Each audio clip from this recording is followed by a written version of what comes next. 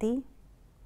आज 8 तारीख की मुरली का स्लोगन है, सेवा में सफलता प्राप्त करनी है तो बोल और चाल चलन प्रभावशाली हो।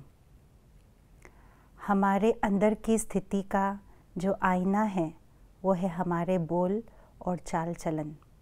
यदि हमारी अंदर की स्थिति को जांचना है, देखना है, तो व्यावहारिक तौर पर कैसा मेरा बोल है, कैसा मेरा व्यवहार है, चाल चलन है, इससे पता पड़ जाता है। जैसे जब हम चावल को पकाते हैं तो कुछ दाने हाथ में लेकर के देखा जाता है कि पूरे चावल पका है या नहीं पका। तो ठीक इसी प्रकार से आंतरिक स्थिति का भी जो चेक करते हैं, उसी आधार से, इन्हीं 2 बातों के आधार से करते हैं। इसलिए बाबा मुरलियों में हमेशा यही कहते हैं कि ज्ञान के तलवार में योग का जौहर हो और चाल चलन में धारणा का बल हो। क्योंकि जब कोई व्यक्ति हमारे संपर्क में आते हैं ज्ञान सुनने के लिए, ज्ञान के बारे में जानने के लिए, तो ज्ञान चर्चा से पहले हमारे बोल और चाल चलन को देखा जाता है। तो उसी हिसाब से वो जान पाते हैं कि हमारे अंदर क्या धारणा है, हम ज्ञान को कहाँ तक अपने जीवन में आत्मसात कर पा रहे हैं। इसलिए बाबा हमेशा इस बात पर ध्यान केंद्रित कराते हैं कि सेवा में हमारे तीनों ही सब्जेक्ट साथ हो, क्योंकि चारों सब्जेक्ट का आपस में इंटरलिंक है।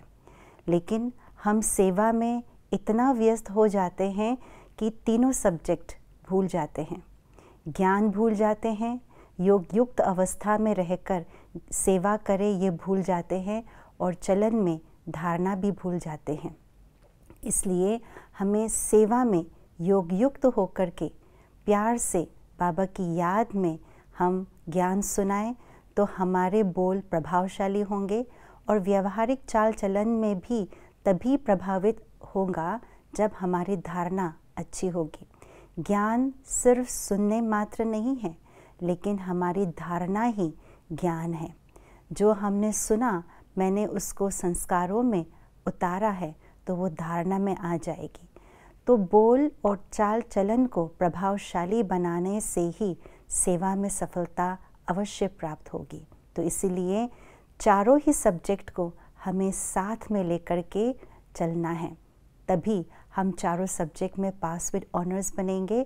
और ख़ास करके सेवा के फील्ड में जब आते हैं तो योग युक्त, युक्ति युक्त और धारणा के बल से हम सेवा करें तो सेवा में सफलता प्राप्त होगी।